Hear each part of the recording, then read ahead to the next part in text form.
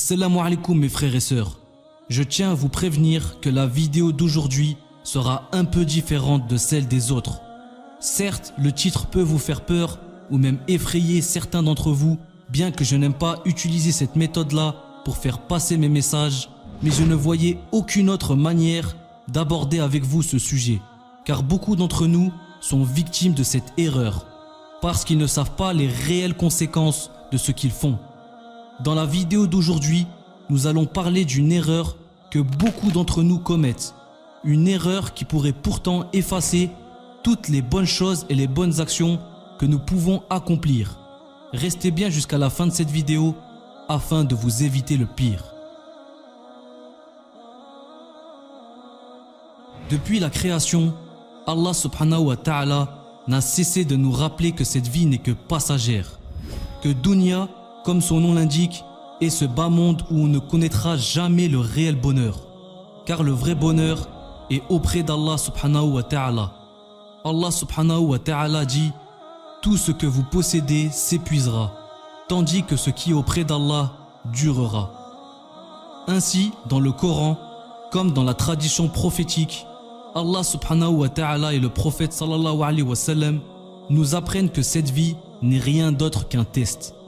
Sachez que la vie présente n'est que jeu, amusement, vaine parure, une course à l'orgueil entre vous et une rivalité dans l'acquisition des richesses et des enfants. Elle est en cela pareille à une pluie, la végétation qui en vient émerveille les cultivateurs. Puis elle se fane et tu la vois donc jaunie. Ensuite, elle devient des débris. Et dans l'au-delà, il y a un dur châtiment et aussi pardon et agrément d'Allah. Et la vie présente n'est que jouissance trompeuse. Et comme chaque test pour le réussir, il faut bien le préparer. Pour triompher du paradis, il faudra bien classer ses priorités. Et rien ni personne n'est plus important que de bien préparer sa akhira. Alors, un musulman qui a bien compris cette vie fera très attention à ses actions. Car comme vous le savez mes frères et sœurs, être un bon pratiquant ne se limite pas aux prières, aux jeûnes et à la zakat. La religion de l'islam se base aussi sur le comportement. Le messager d'Allah sallallahu alayhi wa sallam a dit « Le jour de la résurrection, rien n'est plus lourd sur la balance du serviteur croyant que le bon comportement. Allah déteste tout être vulgaire aux propos grossiers. On se doit alors d'être bon envers les autres, leur vouloir du bien, purifier notre cœur de toute jalousie et rancœur, aider les autres quand on peut, échanger des présents en Allah, etc. Tout ça dans un seul but, celui de gagner l'acceptation d'Allah subhanahu wa ta'ala, afin d'être parmi ceux qui verront la porte du paradis s'ouvrir à eux le jour du jugement. Mais imaginez un instant mes frères et sœurs, que vous fassiez toutes ces bonnes choses que je viens de citer avec dévouement et sincérité pour Allah subhanahu wa ta'ala et uniquement pour lui. Puis que vous commettiez une erreur qui effacera toutes ces choses que vous avez faites. Comme si le jour de l'examen, vous perdriez bêtement votre copie après avoir passé des jours et des nuits à réviser. Je suis sûr que cela vous mettrait en colère. Et pourtant, ce n'est qu'un examen que vous pouvez rattraper. Mais imaginez avec Allah le jour du jugement, où vous ne pouvez plus rien corriger ni rattraper. Et là, vous voyez toutes vos bonnes actions s'évaporer. Nos bonnes actions peuvent être effacées par une seule mauvaise action. Quelle est cette mauvaise action? Restez bien jusqu'à la fin pour connaître l'action qui peut effacer tous vos péchés.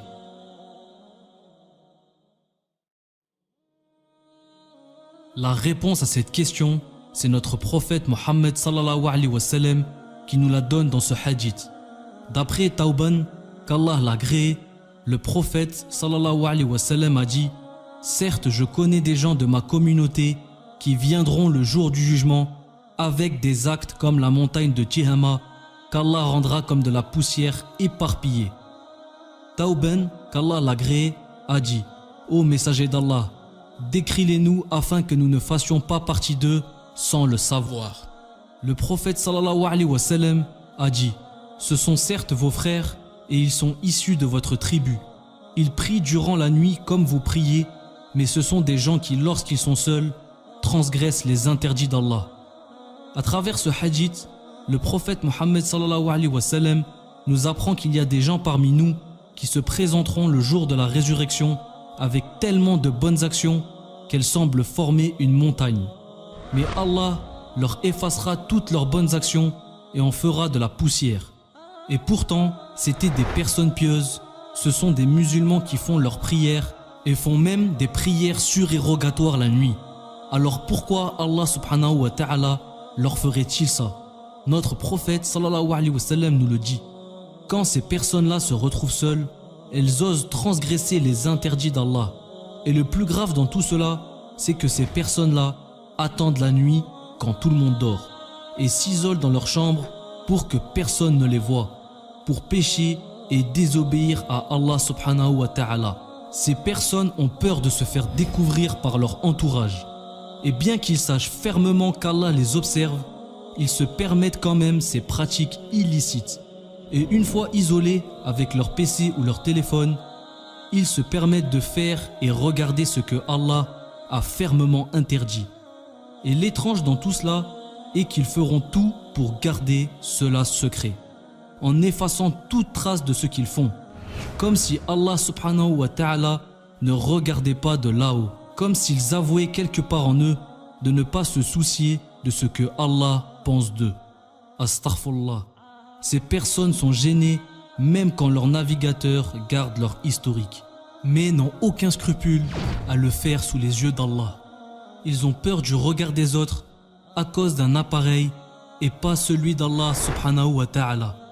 Cependant, Allah subhanahu wa ta'ala reconnaît nos faiblesses. Le prophète sallallahu alayhi wa sallam dit: si les êtres humains ne commettaient pas de péché, Dieu créerait d'autres créatures qui commettraient des péchés pour ensuite les leur pardonner, car il est pardonneur et miséricordieux. Allah subhanahu wa ta'ala sait que parfois on commet des erreurs malgré nous, car nous sommes trop faibles pour résister à la tentation. Mais ce dont le prophète parle dans le hadith est différent.